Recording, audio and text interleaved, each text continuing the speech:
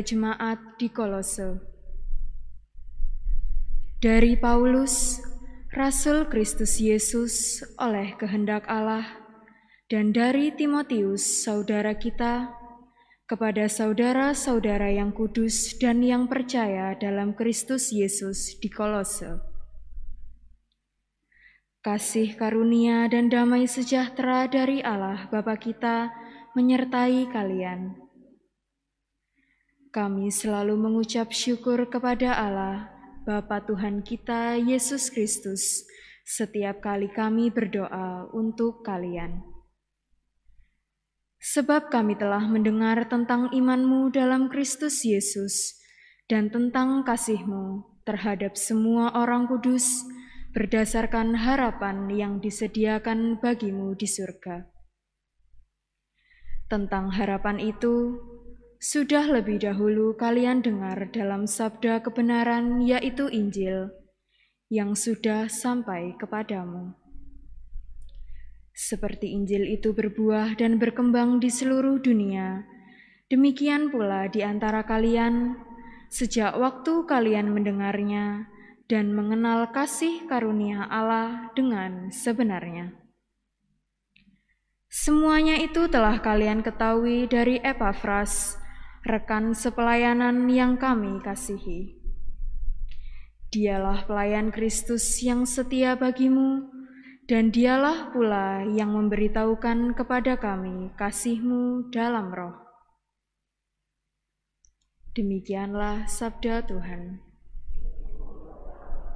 Mazmur tanggapan dengan refren, Aku percaya akan kasih setia-Mu ya Tuhan, sekarang dan selama-lamanya.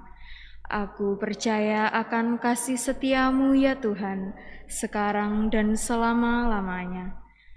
Tetapi aku ini seperti pohon zaitun yang menghijau di dalam rumah Allah. Aku percaya akan kasih setia Allah untuk seterusnya dan selamanya. Aku percaya akan kasih setia-Mu ya Tuhan, sekarang dan selama-lamanya. Aku hendak bersyukur kepadamu selama-lamanya, sebab Engkaulah yang bertindak. Karena nama-Mu baik, aku hendak memasyurkannya di hadapan orang-orang yang Kau kasihi. Aku percaya akan kasih setia-Mu ya Tuhan, sekarang dan selama-lamanya.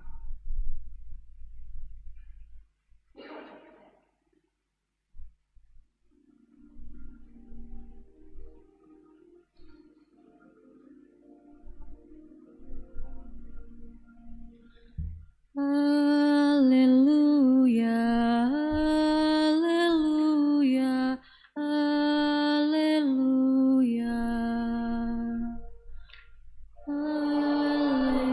Haleluya, haleluya, haleluya. Tuhan mengutus aku memaklumkan Injil kepada orang hina dina dan mewartakan pembebasan kepada para tawanan. Haleluya, haleluya, haleluya.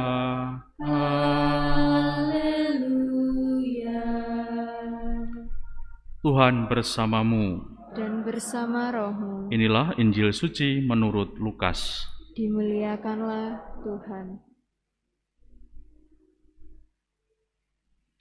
Setelah meninggalkan rumah ibadat di Kapernaum, Yesus pergi ke rumah Simon.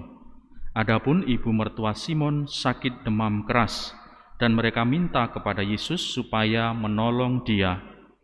Maka Yesus berdiri di sisi wanita itu, lalu menghardik demamnya.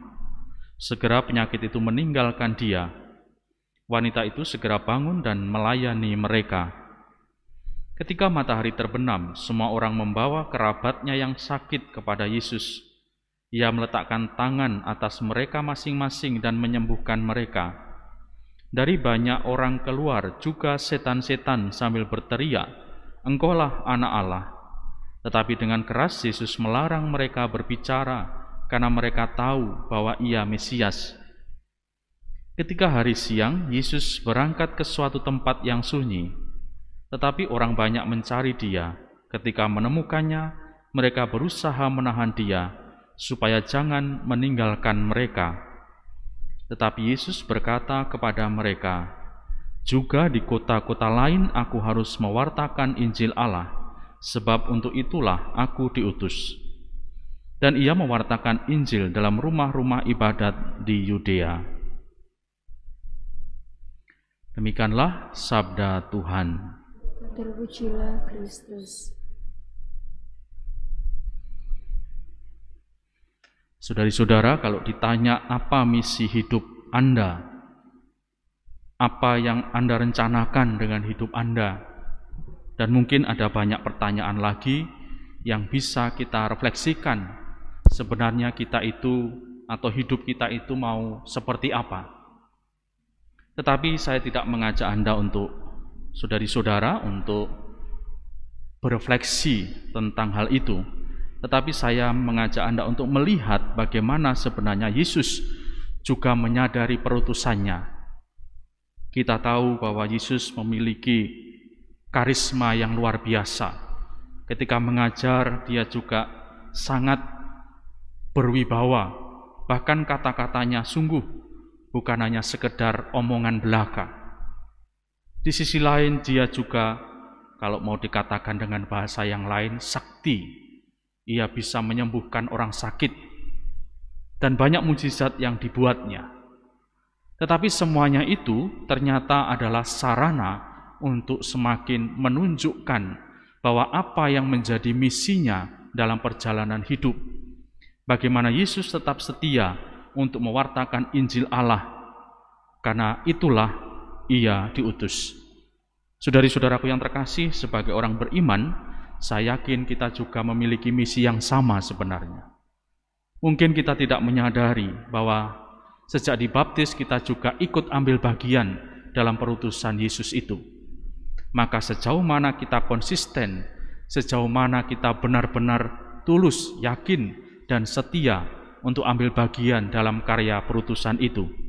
Apakah benar hidupku setiap hari memang untuk mewartakan Injil Allah? Semoga apa yang diteladankan Yesus juga menjadi pilihan hidup kita, sehingga kita benar dan yakin bahwa aku juga akan mewartakan Injil Allah kepada seluruh dunia. Semoga berkat Allah menyertai kita sekalian.